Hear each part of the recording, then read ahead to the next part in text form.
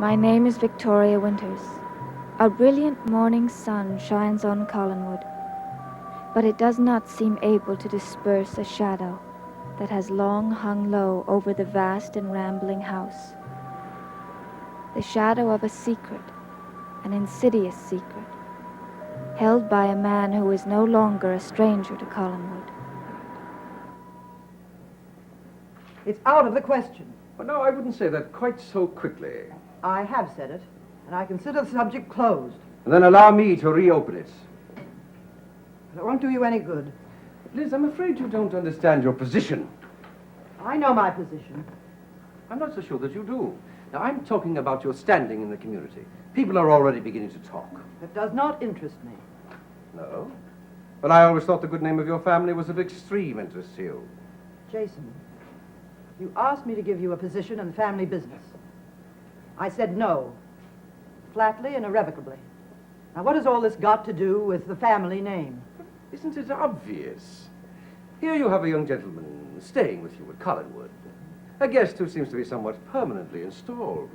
The gentleman is not permanently installed. Now, no reason is being given for his presence here. Now, I'm merely trying to provide a suitable explanation. Jason, I don't care what you say. I am not taking you into the business. But Liz, your family name, your own good name. You know how eager I am to protect it. In other words, this is another attempt at blackmail. Blackmail is such an ugly word, Liz. I asked you not to use it. For the last time.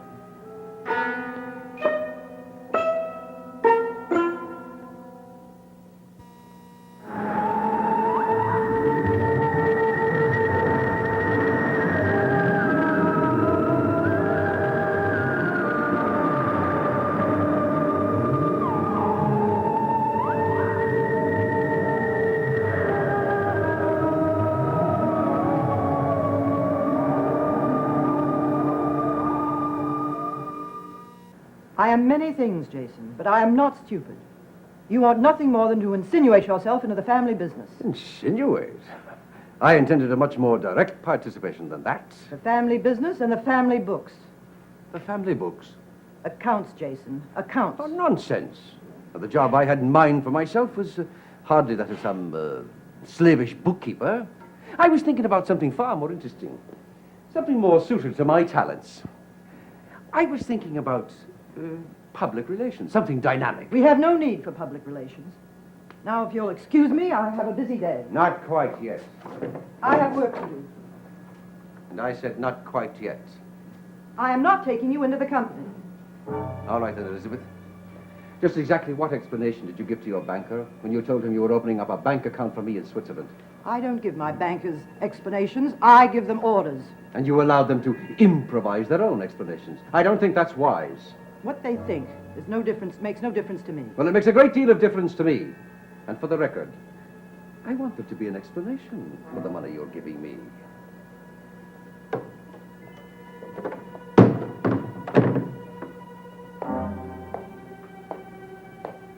There's an explanation, all right. Yes, Liz. And it's less kind to you than it is to me. I beg you to remember that. I don't need you to remind me. I'm afraid that you do. Jason, there is no reason for you to get involved in the business or offer any kind of explanation, because you won't be here that long. The length of my stay, dear Liz, depends, as it always has, upon the degree of your cooperation. But you can't stay here indefinitely. Well, then, if that's what you want, why do you constantly frustrate the arrangements that might lead to my departure? Because your arrangements seem to exist of unending succession of demands. There's got to be an end to it. There's got to be. Oh, no, Liz, please, dear. I can't bear to see you upset like this. Can't you just leave me alone? But I can't, dear. I'm much too fond of you for that.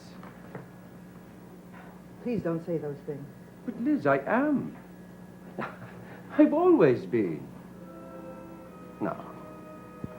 I can't bear to see you upset like this. It pains me, it truly does. So why don't you just make the necessary arrangements for me to have an office at the cannery, and all will be well.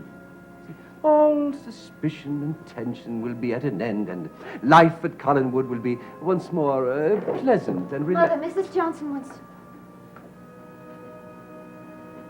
Mrs. Johnson wants to know if she should go ahead with the ordering for next week. Yes, tell her to go ahead. Are you all right? Yes, I'm fine. A little tired, perhaps. I was just telling her that she works herself far too hard. Those lovely shoulders are made to bear far too heavy a burden. But I intend to do all that I can to lighten the load. Mother, are you sure you're feeling all right? Of course. Just tell Mrs. Johnson I'll be with her in a few minutes. There are some things I want to discuss with her. All right.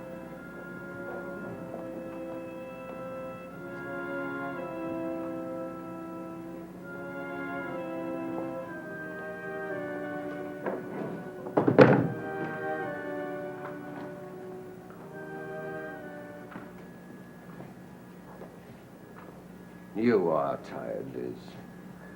So why don't you just allow me to help you as much as I can? I don't need your help. I don't want your help. Well then, for your own good, I'm going to impose it on you. Now, I'll be leaving for town in just a few moments. By the time I arrive at the cannery, I expect you'll have made the necessary calls. I won't do it, Just tell them Jason. to arrange suitable office space for the new... Well, now, let me see. What shall it be? Ah, yes. The new Director of Public Relations. I won't do it. And I'd love to stay here chatting with you all morning, Liz. You know I enjoy it, but, well, business calls, you know. Don't want to be late my first day on the job. Remember, Liz, Director of Public Relations. Goodbye, Liz. And thank you, dear, for allowing me to be of some small service.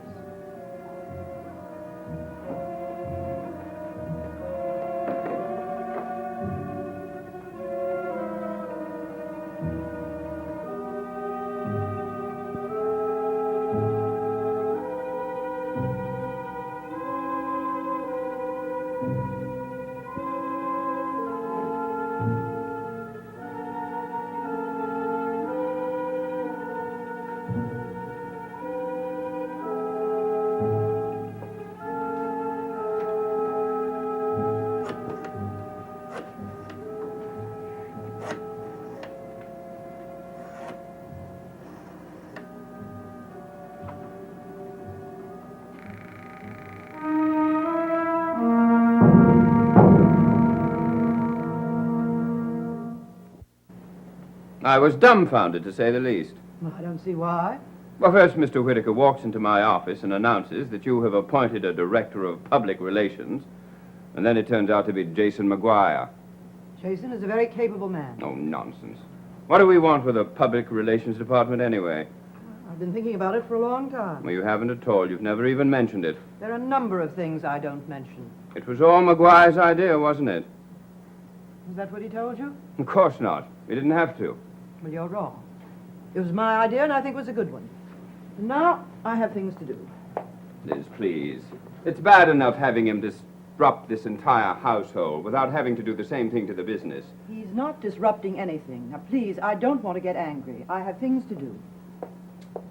Liz, can't you tell me, why are you letting him do these things? I'm not letting him do anything. You let him force himself into this house, He's here at my invitation. and now you're letting him force himself into the business. He's working for me because I asked him to. I need him. That's not true. It is, and I don't want to discuss it anymore. You're making a mistake, Liz. A terrible mistake. You know me better than that, Roger. I never make a mistake.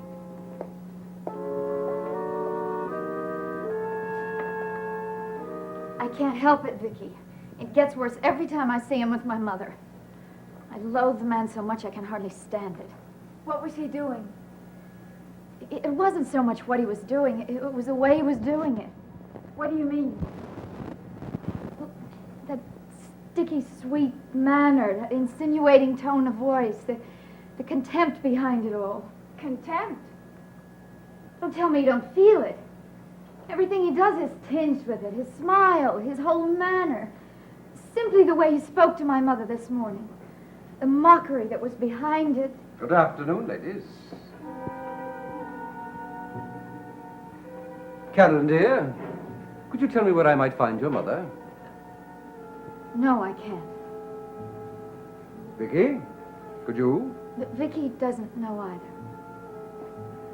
Well, thank you very much for your help. Mr. McGuire, Jason, Carolyn, dear. Jason. Mr. McGuire, I hate to keep asking this question, but I haven't yet received a satisfactory answer. And what question might that be? How long do you intend to stay at Collinwood? Well, now, aren't you asking the wrong person? After all, I'm here at your mother's invitation. You're probably right. This is something I should be discussing with her. Yes, and if you're interested, I can give you some indication as to her response. It won't be necessary. You see, just this morning, I indicated that I might be leaving. Oh. And her response was, well, really quite touching. I doubt that.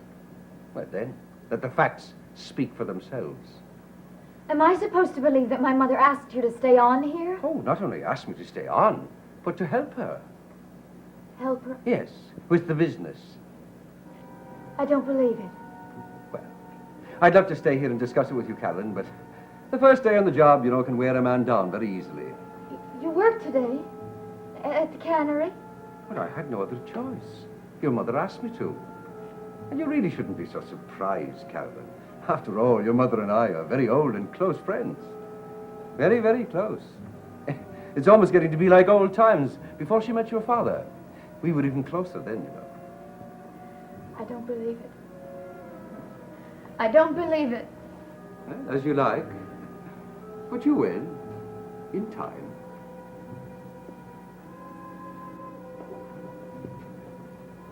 Carolyn, I'll never believe it. Never.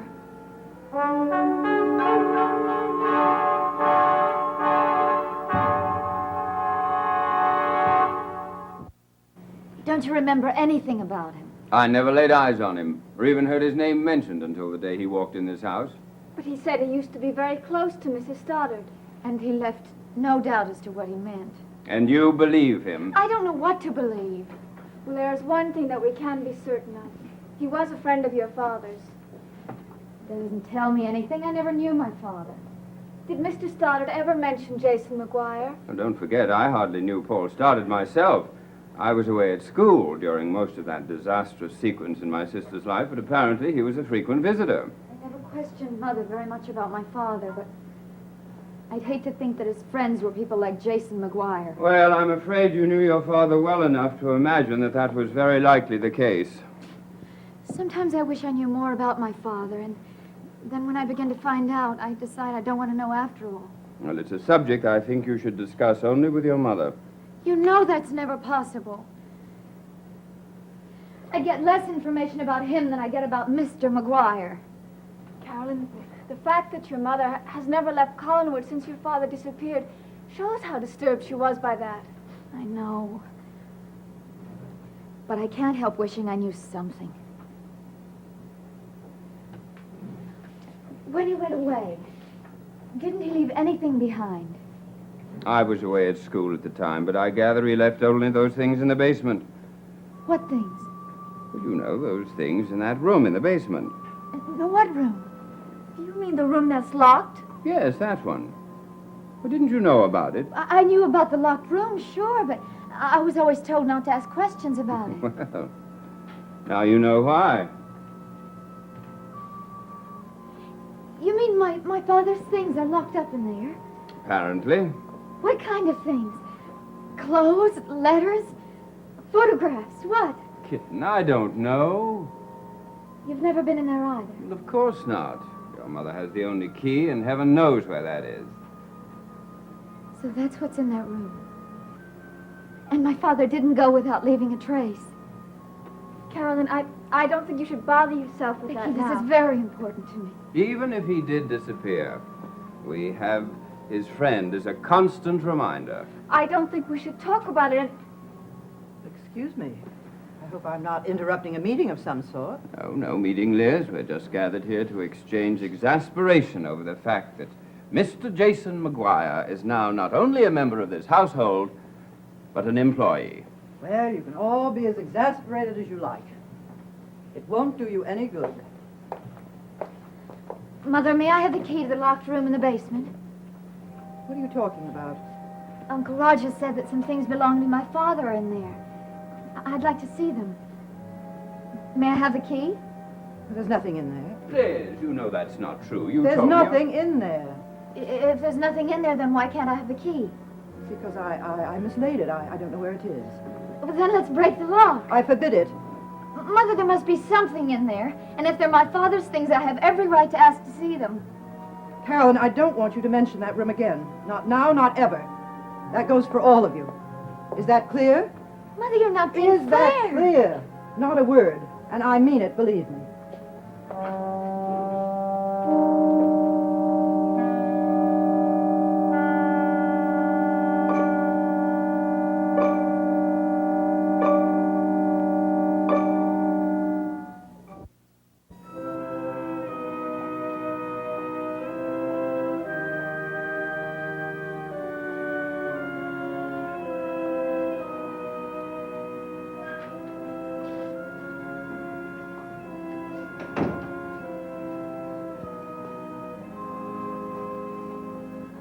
Mrs. Johnson said you wanted to see me. Yes, Vicky, come in.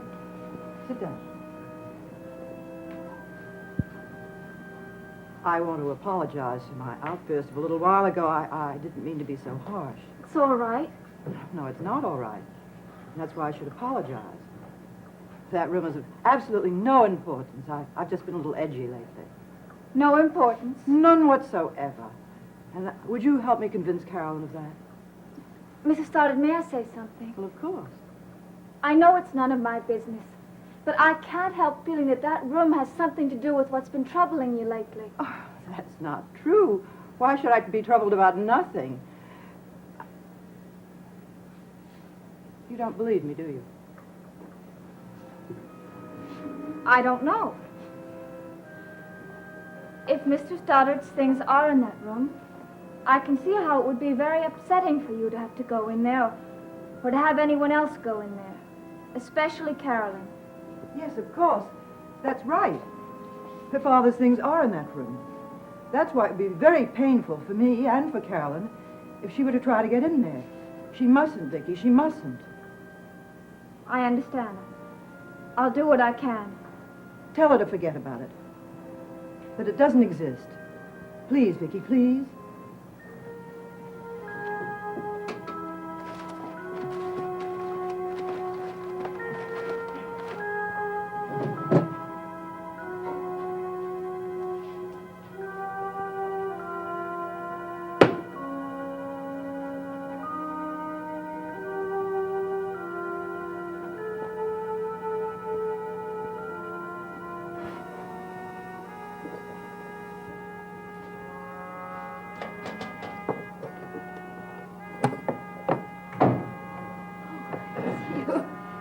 I was afraid maybe it was my mother. You're looking for the key to the basement room, aren't you? Mm-hmm. I'm going to find it if it's the last thing I do. Carolyn, please don't. I have to. It's going to hurt your mother so much. I can't help it, Vicky. If my father's things are in that room, I have every right to see them. Even if it's very painful to your mother? She doesn't have to know. She'll find out. Not if I can help it. Please, Carolyn, don't. Vicky, don't try to talk me out of it. As a matter of fact, why don't you help me look for the key? Because I don't want you to find it. Why? Don't you think I have a right? I don't know.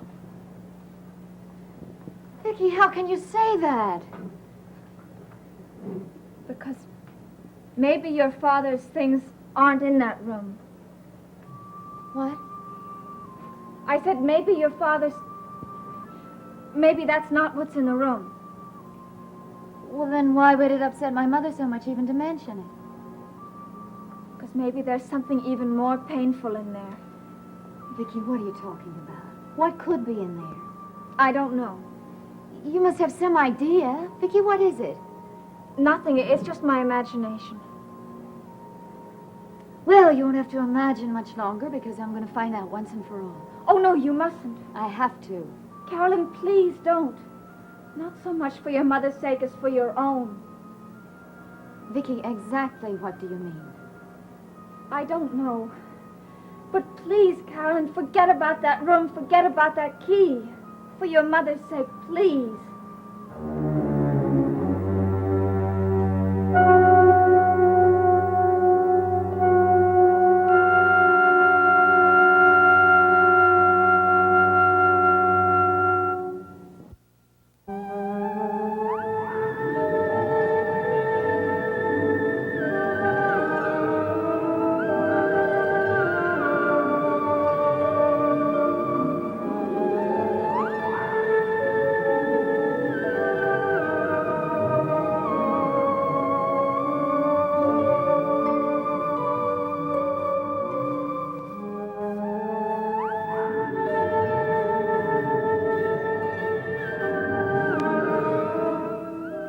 Dark Shadows is a Dan Curtis production.